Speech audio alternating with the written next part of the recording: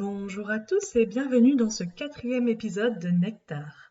Nous allons parler de la carte de l'amoureux dans le tarot de Marseille et aujourd'hui je souhaite vous partager un décryptage de la lame numéro 6 qui ne se veut pas exhaustive bien entendu, comme dans tous les épisodes de Nectar puisqu'il y a beaucoup à en dire. Vous savez maintenant que j'aime bien parler des cartes en faisant un subtil lien avec l'actualité, donc je ne dérogerai pas aujourd'hui à la règle. Tout d'abord, nous pouvons y voir 4 personnages. 3 personnages semblent centrales dans l'histoire de la carte. Au milieu se tient un jeune homme qui regarde vers sa gauche, où se tient une dame qui semble mûre, et le corps du jeune homme se dirige vers sa droite, vers une jeune femme. La première tient sa main sur son épaule et le regarde droit dans les yeux. Elle semble l'encourager à la suivre. La seconde appose sa main sur son cœur.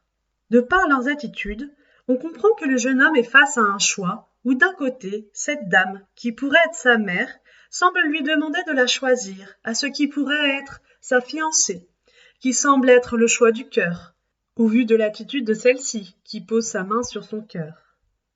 Si on prend la carte d'une manière symbolique, cela peut aller bien plus loin que l'histoire d'un fils qui doit choisir entre sa mère et sa fiancée. Et c'est là que la carte devient vraiment intéressante. La mère se situe à la gauche de la carte. Symboliquement, la gauche représente le passé, donc l'ancien, le connu, les habitudes. Et à la droite de la carte se tient sa fiancée. Symboliquement, la droite représente le futur, donc ce qui est nouveau, la jeunesse. Cette carte semble donc nous questionner sur ce que l'on veut vraiment.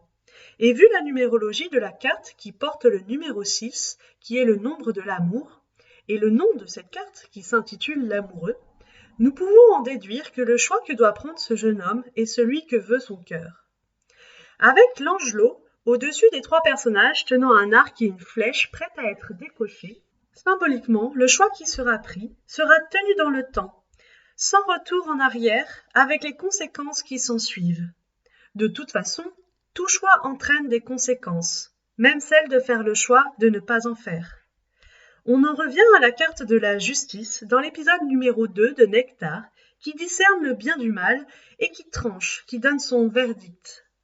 Ici, c'est un peu faire le choix entre le bien et le mal, si on s'élève de la mise en scène de la lame. En conclusion, je dirais que cette carte souligne la nécessité de faire un choix qui vient de notre cœur, celui qui nous amènera vers notre avenir, vers la beauté, et de l'assumer pleinement. Elle attend de nous un vrai engagement. On dit souvent que nos choix définissent vraiment qui nous sommes. Donc, ne pas en faire aussi. Merci pour votre écoute. Si vous avez apprécié ce contenu, je vous invite à vous abonner pour ne pas rater la suite et je vous dis à bientôt.